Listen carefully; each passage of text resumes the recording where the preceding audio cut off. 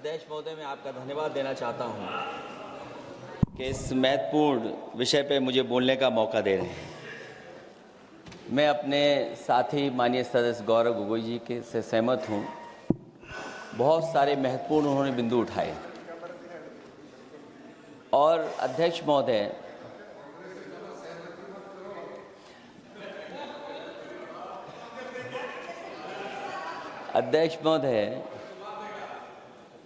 मुझसे ज़्यादा मेरे रिश्ते शायद हमारे विपक्ष के लोग ज़्यादा जान रहे हैं और जितना विपक्ष के लोग नज़र रखेंगे मैं समझता हूँ उतना रिश्ते और मजबूत हो जाएंगे।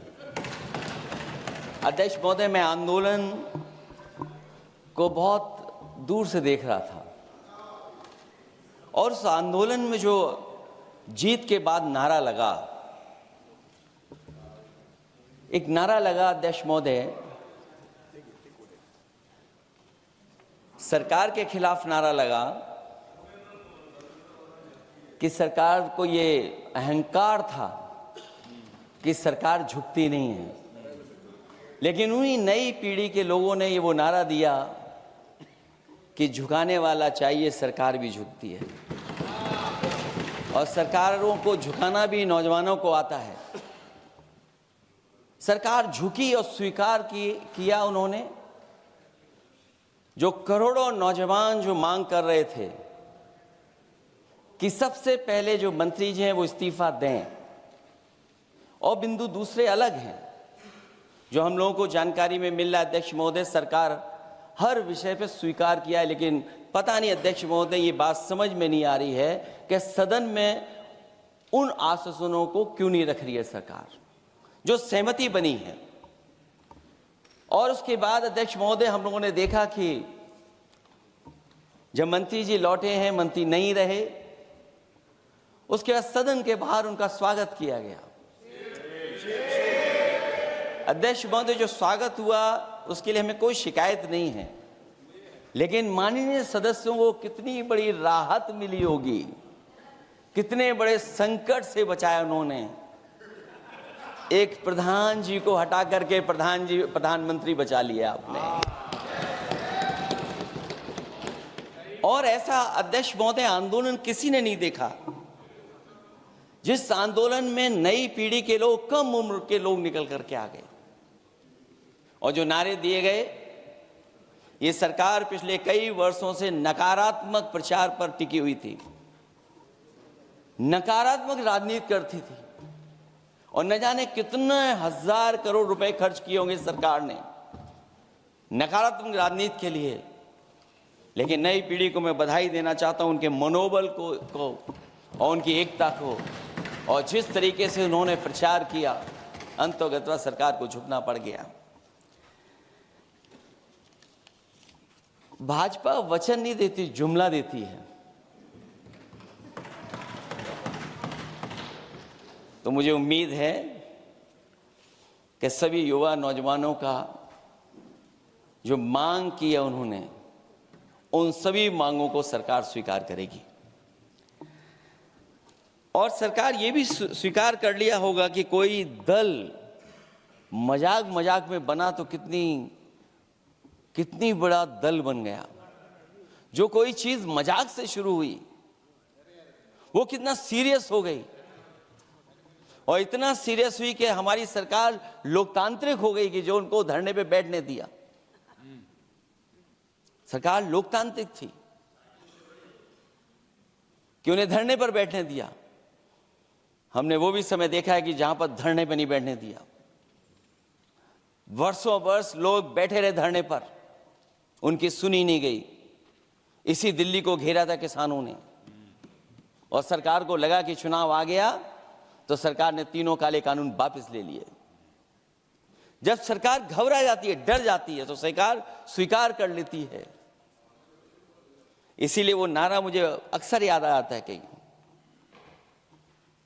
कि झुकाने वाला चाहिए, सरकार भी झुकती है। जो विषय लाया गया है कि prevention of unlawful means act,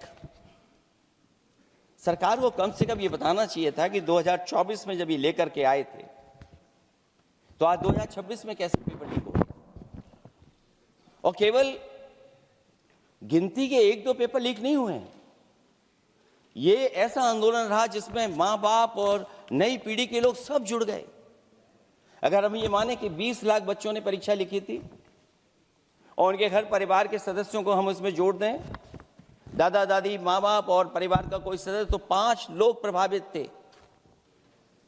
और 5 गुना 20, 1 करोड़ लोग नाराज हुए सरकार से। और अक्सर हम पॉलिटिकल लोग हैं, हम लोग जानते हैं जब कभी आंदोलन करते हैं तो कितनी तैयारी करानी पड़ती है, गाड़ियों का इंतजाम, खाने का इंतजाम और इंतजाम। लेकिन ये पहला आंदोलन देखा कि जिसमें माँ बाप भी जुड़ गए और कहा कि जाओ बच्चों आंदोलन करो, हम आपके साथ हैं। ये पहला आंदोलन ऐसा देखने को मिला है। और केवल दिल्ली में नहीं हुआ ये, केवल दिल्ली में नहीं हुआ ये। अगर ये बात गलत है, अगर ये बात अध्यक्ष महोदय गलत लग रही है, तो देश के होम मिनिस्टर साहब को ले आइए, वो सब एक्सप्लेन कर देंगे।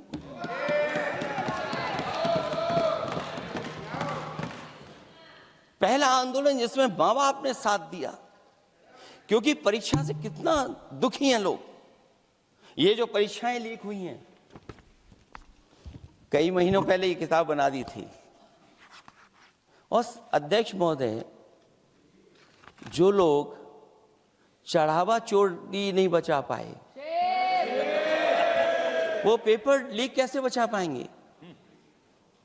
जो भगवान के दरबार से दान गायब हो गया, दान चला गया, वो लोग पेपर लीक बचाएंगे? किस कानून को, जो कानून पहले बनाया उसी कानून का संशोधन करके लेकर आए? किसकी आंखों में आप धूल झोंक रहे हैं? और अगर कानून से बच रहा होता तो भाजपा की 10 साल की सरकार में 20 परीक्षाएं कैसे लीक हो गई? 20 परीक्षाएं लीक हुई अध्यक्ष महोदय, जिसमें कोर्ट तक जाना पड़ा, उसके बाद परीक्षा रद्द हुई है। दरोगा भर्ती का पेपर लीक हो गया, जूनियर इंजीनियरिंग के भर्ती का पेपर लीक हो गया, ग्राम विकास पंचायत अधिकारी का पर्चा लीक हो गया, नलकूप चालक भर्ती का, यूपी टीईटी का परीक्षा लीक हुआ। और एक बार नहीं हुआ, 3 बार पेपर लीक हुआ यूपी टेट का। हाई स्कूल बोर्ड का परीक्षा लीक कर दिया, इंटरमीडिएट की बोर्ड की परीक्षा लीक हुई, इंटरमीडिएट का फिर परीक्षा का लीक हुआ, कई बार हुई। सिपाही भर्ती लीक हुई। आप सोचिए कितनी परीक्षाएं लीक हुई हैं। और नीट परीक्षा कोई पहली बार लीक नहीं हुई, दोबारा लीक हो गई, कानून बनने के बाद लीक हुई। सहायक प्रोफेसर भर्ती लीक है, लेखपाल भर्ती लीक हुई। यूपी जैसे स्टेट, जो सबसे बड़ा स्टेट है, जहां से प्रधानमंत्री चुन करके आते हो, वहां तक पेपर लीक हो जा रहा है। और जो संस्था परीक्षा एग्जामिनेशन करा रही है, वो एनटीए में भी आउटसोर्स कर दिया आपने। हम विपक्ष के लोगों को तो डर ये लगता है अध्यक्ष महोदय, कहीं ऐसा ना हो कि ये पूरी सरकार को आउटसोर्स कर दें। आउटसोर्स सरकार है, जो सबसे विश्वसनीय संस्था है, उसमें आउटसोर्स पे आपने कर्मचारी को रखा हुआ है। किस बात की जवाबदेही है? यही अकाउंटेबिलिटी है आपकी? कहीं अकाउंटेबिलिटी ये तो नहीं है, आप अकाउंटेबिलिटी को ये कहीं समझ बैठे हो कि अकाउंट को भर दे वो एबिलिटी वाला ही हमें चाहिए? कहीं वो अकाउंटेबिलिटी तो नहीं है। आप बताइए, एनटीए को आउटसोर्स किया हुआ है आपने। जिस संस्था की जिम्मेदारी है महत्वपूर्ण परीक्षा कराने की, उसमें सब आउटसोर्स। और ये सच कहा कि कांग्रेस पार्टी के हमारे सदस्य ने मांग की है कि वो हम लोगों को पता होना चाहिए आखिरकार कौन लोग थे जो आउटसोर्स होकर के बैठ करके परीक्षा में इस तरह की घोटाला कर रहे थे। आखिरकार जवाबदेही क्या है, किसकी थी? और फिर केवल नीट की परीक्षा की बात करें और परीक्षाओं की बात करें, अगर हम अध्यक्ष महोदय, जब से सरकार बनी है तब से सरकार की कोशिश रही है कि शिक्षा, परीक्षा और यूनिवर्सिटी का ताना बाना पूरा ध्वस्त हो जाए। उसको एक रंगी बना दें हम, उसमें अंडरग्राउंड अनरजिस्टर्ड लोग शामिल हो जाएं। ये पिछले जब से भारतीय जनता पार्टी की सरकार आई है तब से हो रहा है। और फिर शुरुआत कहां से होती है? क्योंकि आप नहीं चाहते कि देश के गरीब लोग पढ़ें लिखें आगे बढ़ें। सरकार ने सबसे पहले हमला किया प्राइमरी स्कूल पर, और प्राइमरी स्कूल कितने बंद किए हैं आपने? जहां से बच्चे की शिक्षा की यात्रा शुरू होती है। एक गरीब परिवार का बेटा बच्चे कहां से पढ़ करके निकलते हैं? सबसे पहले प्राथमिक शिक्षा सरकारी स्कूलों से पढ़ करके निकलते हैं।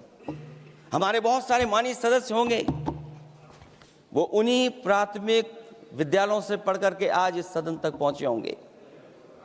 आपने सबसे पहले स्कूलों पे हमला किया, और प्राइमरी से लेकर के नौकरी तक पे आपने हमला किया है। युवाओं के भविष्य पर आपने चोट पहुंचाने का काम किया है। और जो प्राइमरी स्कूल जो आपने बंद किए हैं, वो इसीलिए बंद किए हैं आपने कि पिछड़े, दलित और गरीब के वर्ग के परिवारों के बच्चे पढ़ लिख न जाएं। क्योंकि आज भी अगर हम देखते हैं प्राइमरी स्कूल में कौन पढ़ने जा रहा है? सबसे समाज के गरीब परिवार के बच्चे पढ़ करने जा रहे हैं। सबसे पहला हमला आपने वही किया, और इसीलिए किया क्योंकि नींव पर ही अगर हमला होगा तो ये आगे नहीं बढ़ पाएंगे। जो आंकड़े सरकार के बताए गए हैं, 1 लाख से ज्यादा सरकारी प्राइमरी स्कूल बंद कर दिए सरकार ने। और अगर ये बात गलत है तो हमें उम्मीद है सरकार इस पर भी जवाब देगी। और अगर हम आंकड़े निकालें तो जो आंकड़े दिखाई दे रहे हैं, यूपी में सबसे ज्यादा प्राइमरी स्कूल बंद हुए हैं। और ये सरकार के आंकड़े हैं कि 7 लाख से ऊपर विद्यालय थे जो अब 6 लाख रह गए हैं। और यूपी में तो सबसे ज्यादा बंद हुए हैं। उत्तर प्रदेश में 26,386 सरकारी प्राइमरी स्कूल बंद कर दिए सरकार ने। और केवल प्राइमरी स्कूल बंद नहीं किए हैं, नौकरी पे भी हमला किया है। 69,000 शिक्षक भर्ती को लेकर के बड़े पैमाने पर घोटाला किया गया। और घोटाला इतना बड़ा है कि वो सभी कोर्टों में गए हैं और पिछले कई वर्षों से आंदोलन कर रहे हैं। कोई स्थान नहीं बचा अध्यक्ष महोदय जहां पर वो शिक्षक भर्ती के लोग न गए हों। मंत्रियों के यहाँ गए हैं, आंदोलन किया है, हाई कोर्ट गए हैं, सुप्रीम कोर्ट गए हैं। लेकिन देखिए सरकार भी कमाल की है कि सरकार उनको नौकरी नहीं देना चाहती। और इसलिए नौकरी नहीं देना चाहती है क्योंकि उन्होंने भर्ती गलत की है। और भर्ती में जिन लोगों का अधिकार छीना है वो सबसे ज्यादा पिछड़े और दलित परिवार के बेटे, जिनका अधिकार इस सरकार ने छीना है। और ये अगर बात नहीं ठीक है तो हमें उम्मीद है कि सरकार इसका भी जवाब देगी। माध्यमिक स्कूलों को भी बंद किया जा रहा है और बड़े पैमाने पे स्कूल बंद हुए हैं। और जो बोर्ड की परीक्षाएं लीक हुई हैं, पूरे देश में बड़े पैमाने पर बोर्ड परीक्षाओं के पेपर लीक किए गए हैं। अध्यक्ष महोदय, हम जानना चाहते हैं कि आखिरकार 10वीं और 12वीं के पेपर लीक क्यों हो रहे हैं? 10वीं और 12वीं के पेपर लीक क्यों हो रहे हैं? इसके लिए अगर कोई सरकार के पास जवाब हो तो बताएं।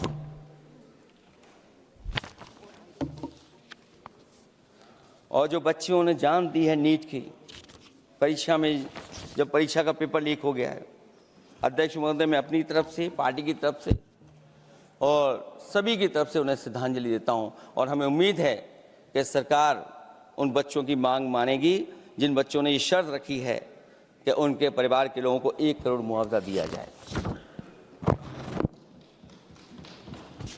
जब उच्च शिक्षा में जिस तरीके से भर्ती हो रही है, अध्यक्ष महोदय, जो उच्च शिक्षा की भर्ती है उसमें जो अपॉइंटमेंट हो रहे हैं उनके बारे में तो क्या चर्चा करें कि जब संस्था पे सबसे ऊपर बैठा व्यक्ति ही अन्याय करेगा तो पूरी संस्था में अन्याय होगा।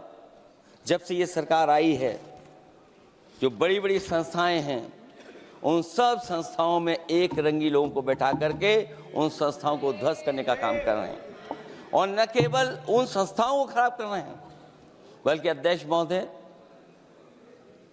उत्तर प्रदेश में एक स्वतंत्र सेनानी, उनके नाम पर यूनिवर्सिटी बनी, मौलाना जौहर यूनिवर्सिटी। यूनिवर्सिटी बनकर के तैयार हो गई। इन्होंने कोई सरकारी यूनिवर्सिटी नहीं बनाई, और अगर कोई प्राइवेट यूनिवर्सिटी बन भी गई है तो उसको भी हथौड़ा लेकर के तोड़ने की तैयारी कर रहे हैं ये लोग। ये नफरत की राजनीति कहां लेकर के पहुंचा देगी।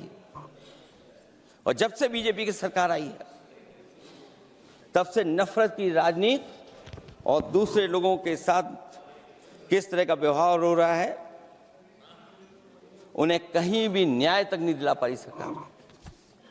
और जब नौकरी की बात आ जाए तो अध्यक्ष महोदय, अग्निवीर भर्ती में भी जो हर साल में कितनी भर्ती होती थी, कभी 80,000 भर्ती हुआ करती थी, अब भर्ती केवल 10,000 हो पा रही है। आखिरकार अध्यक्ष महोदय, सरकार नौजवानों की पढ़ाई और नौकरी पे हमला क्यों कर रही है, और नौकरी पे हमला क्यों हो रहा है? जब आप ये कहते हैं कि हमारे नौजवान हमारी डेमोग्राफिक डिविडेंड बन करके आए हैं, कहीं यही नौजवान हमारी आपदा न बन जाए, इसके बारे में भी सरकार को सोचना चाहिए। और मैं ये जरूर कहना चाहता हूं कि अध्यक्ष महोदय, अगर शिक्षा अच्छी होगी, परीक्षा सच्ची होगी, तो तरक्की भी पक्की होगी। और ये तरक्की नहीं चाहते हैं, इसीलिए शिक्षा पर और परीक्षा पर हमला कर रहे हैं। मैं इन्हीं शब्दों के साथ अध्यक्ष महोदय आपका धन्यवाद देता हूं। और जो बिल लेकर के आए हैं आप, बिल तो 24 में भी लेकर के आए थे आप, जो 24 में बिल लेकर के आए, तो उसके बाद नीट परीक्षा का पेपर लीक क्यों हो गया, ये आप बता देना मंत्री जी। आपको एक कानून बनाने के बाद दूसरा कानून बनाना पड़ रहा है, ये क्या वजह है? और आपको मंत्री जी का स्वागत इसलिए करना पड़ रहा है कि आपको संकट से बचा लिया। और अगर अखिलेश जी तो समाजवादी है, मैं पूछना चाहता हूं कि छात्रों का आंदोलन के बाद सरकार उनका बात सुन के पार्लियामेंट में बिल लेके आता है, ये अच्छा है, या जो आंदोलन होता है तो उसको कुचलने के लिए देश में इमरजेंसी लगा देता है, वो अच्छा? आप बता दीजिए।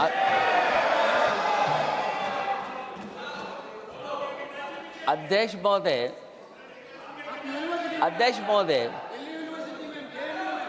महोदय, मैं इमरजेंसी को तो नहीं देखा हूं, लेकिन इमरजेंसी में क्या क्या हुआ है वो अभी दिल्ली की राजधानी में भी देखने को मिल गया है।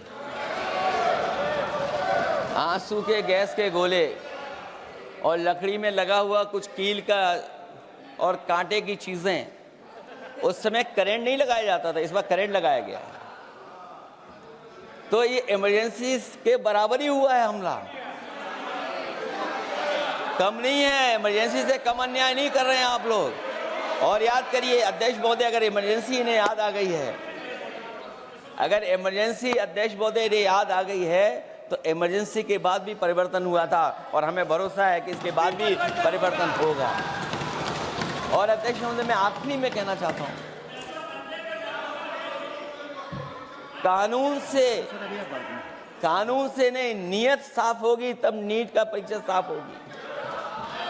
सवाल कानून का नहीं है,